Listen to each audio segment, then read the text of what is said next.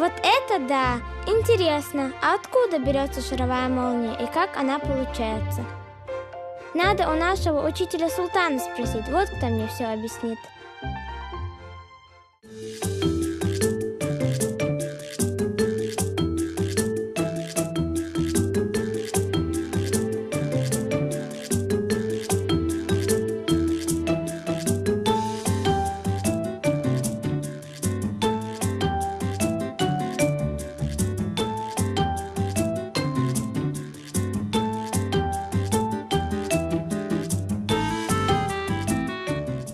Дети задают десятки вопросов каждый день. И бывает так, что вопросы маленьких почемучек ставят родителей в тупик.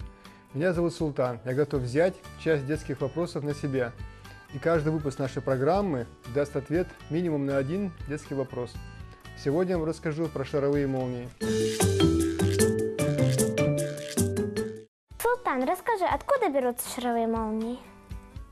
Шаровые молнии – это уникальнейшее природное явление, о котором знают все и которое невозможно воспроизвести в лабораторных условиях. Вот представь, все другие явления природы можно изучить, воспроизвести, там ученые могут исследовать, сделать измерения какие-нибудь. А шаровая молния – это непредсказуемое такое явление, которое невозможно изучить, невозможно там поставить приборы, чтобы все посмотрели, изучили. Как правило, шаровые молнии появляются во время грозы сильной.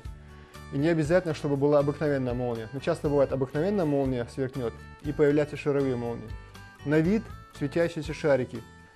Во время грозы опасно открывать форточки. Надо закрывать форточки, потому что шаровая молния может влететь вместе со сквозняком в открытую форточку. Но известны случаи, когда они пролетали сквозь стекло или даже сквозь стены. Они могут залететь в комнату, потом вылететь из нее непредсказуемо. Ученые изучают только свидетельства очевидцев. Тот, кто видел эти молнии, рассказывает, как они их видели и что они при этом испытывали, как они выглядели. И вот на протяжении тысяч лет накоплено много тысяч свидетельств. Тысячи людей видели эти шаровые молнии и рассказывают ученым, как они видели. А ученые потом обсуждают по их признакам, что это такое. И вот до конца нет такого однозначного ответа, что такое шаровая молния, так и не определились. Каждый ученый по-своему трактует, но ясно, что природа его электромагнитная, что это свойство материи такое. А из чего состоят шаровые молнии? Они не опасны для людей? Шаровые молнии – это особая форма материи. Вот материя бывает в трех состояниях. Твердая, жидкая, газообразная. Вот это ты уже по школе знаешь. Окружающий мир изучаете. Вот четвертое состояние называется плазма. Например, огонь – это есть плазма, это вот состояние вещества. Или вот телевизоры плазменные, почему так называют? Там маленькие пузырьки специального газа в таком состоянии называется плазменное состояние. Так вот, все признаки, все вот характерные признаки шаровой молнии говорят о том, что она состоит из этого состояния вещества плазма, то есть громадная энергия. Настолько в них много энергии, что когда летает, перемещается в пространстве, треск слышно характерный. Наблюдения шаровых молний были, например, в подводных лодках. Атомные подводные лодки вырабатывают электричество путем атомного расщепления, там огромное напряжение. И вот там моряки, которые на подводных лодках, видели появление шаровых молний. А когда искусственно пытались получить, не получалось уже. А иногда вот возле этих клемм, возле высоковольтных этих вот конструкций вдруг внезапно появляются шаровые молнии. Вот. Итак, запомнили, значит, во время грозы появляются шаровые молнии или возле мощных электрических объектов. А некоторые ученые считают, что энергетическая емкость, ценность этих шаровых молний настолько велика, что целую страну они могли бы питать энергией в течение месяца. Они очень опасны для людей. Известны случаи, когда они взрывались, летали в помещение, где много людей, взрывались, от этого гибли люди или получали тяжелые ожоги. Первое правило при поведении при шаровых молниях – нельзя делать резких движений. Она может просто пролететь мимо. А когда человек начинает паниковать, или бегать, или вот размахивать руками, то он создает потоки ветра, и ее поведение может поменяться, можно получить удар шаровой молнии. В общем, нужно остерегаться. А для этого в грозу лучше сидеть дома. Или сидеть в машине, например. Машина – прекрасный изолятор от любых молний, от любых электрических проявлений. Ни в коем случае во время грозы нельзя прятаться под высокими деревьями. Очень опасно. Молния бьет именно в высокие деревья. А чем вообще шаровая молния отличается от обычной? Итак, с нашей Земли постоянно испаряется водяной пар. Да? Вот такие вот еле видные, такие вот испарения. они собираются в облака, потом в тучки. Тучки бывают белые, кучевые, безобидные. Но в конце концов воды так много, что они становятся тяжелыми, превращаются в грозовые тучи. Беленькие тучки безобидно, грозовые темные, правда же? Вот при движении от трения об воздух в тучках накапливаются заряды. Заряды отрицательные, электрончики накапливаются. Ну, от трения. Такой закон природы. Когда ветер гоняет их, от трения накапливаются. И в конце концов зарядов так много, что они уже не могут там держаться. И рано или поздно они стремятся вернуться к Земле.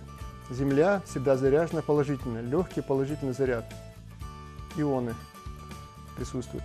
А в облаках накапливаются электрончики свободные. И в конце концов, вот как капля с крана, когда капает, когда накопится много воды, капля падает, так и здесь. Когда зарядов так много, что они уже не могут там удержаться, то возникает это природное явление молния. То есть заряд электронов прорывается через воздух, попадает в Землю. Воздух ток не проводит. Но когда зарядов очень много, то электроны сами прорываются сквозь воздух, который его не любит, который не проводит электроны, и уходят в Землю. В природе все процессы идут по пути наименьшего сопротивления. То есть электрончики ищут самую короткую дорогу к Земле. Если попадается дерево, то дерево помогает этим электронам вернуться в Землю. То есть высокое дерево или там, например, какая-то металлическая конструкция, которую люди построили, там башня какая-нибудь или антенна какая-нибудь, притягивает молнии. Поэтому на таких вот башнях устанавливают громоотводы. Металлический провод уходит в землю, чтобы, например, если это какая-нибудь радиобашня или ретрансляционная башня, чтобы оборудование не пострадало, там есть громоотводы. С древних времен люди научились делать громоотводы, чтобы не пострадали строения там, различные дома. Так вот, молния – это уникальное явление, когда мгновенно, за доли секунды, гигантский разряд вырывается из тучки и уходит в землю. При этом воздух в этом канале нагревается до миллионов градусов за доли секунды. Резко расширяется воздух мгновенно, и получается сильнейшая ударная волна. Эта энергия называется ударная волна. Вот смотри, вспышка молнии за доли секунды, скорость света громадная, мгновенно мы увидим вспышку молнии. А потом заметила, что бывает через несколько секунд гром только слышно. Молния сверкнула, проходит время, потом гром только слышно. Это потому, что скорость звука во много раз меньше скорости света. Свет мы мгновенно увидим, а звук идет до нас со скоростью 340 метров в секунду. Вот можно посчитать расстояние до молнии, если посчитать, сколько секунд будет идти гром. Гром и молния, слышал, так говорят? Молния сверкнула, проходит время, потом гром. Гром – это и есть ударная волна от молнии. Это воздух, резко разгоряченный, расширенный воздух создает ударную волну. Вот. А ток, молния спокойно уходит в землю и растворяется в этом земле. Земля такая большая, что этот заряд для нее, она даже его не заметит. Вот так образуется молния. Шаровая молния – это маленькая копия грозовой тучи. Она возникает при вспышке обычной молнии. На вид это просто шар. Шаровая молния может быть маленькой, как слива, или большой, как футбольный мяч. История сохранила для нас немало удивительных проделок светящихся шаров. К примеру, в 1936 году в английских газетах рассказывалось о шаровой молнии, которая сначала перерезала телефонные провода около одного дома, а потом влетела в открытое окно и плюхнулась в бочонок с водой. По словам очевидцев, вода в нем начала кипеть. Шаровые молнии бывают красного, оранжевого, желтого или ослепительно-белого цвета. Благодаря рассказам свидетелей этого явления удалось выделить два вида шаровых молний. Первый – это молния красного цвета, спускающаяся с облака. Стоит ей коснуться какого-нибудь предмета на Земле, он взрывается. А другой тип шаровой молнии долго путешествует вдоль земной поверхности и светится ярким белым светом. Шар притягивается к хорошим проводникам электричества и может коснуться чего угодно – Земли, линии электропередачи или же человека. Шаровая молния живет недолго, несколько секунд или несколько минут. Ученые мало знают о шаровых молниях. Многие исследователи и вовсе не верят в их существование. Может, все дело в том, что изучать молнию нелегко. Во-первых, практически невозможно угадать, где появится такая молния. Если же она и появилась, то надо заснять на камеру светящийся шар. А как это сделать, неизвестно. Ведь стоит нажать кнопку аппарата, как шар исчезнет. Так что всем ученым остается лишь поверить на слово тем, кому посчастливилось, ну или же не посчастливилось стать свидетелями этого события.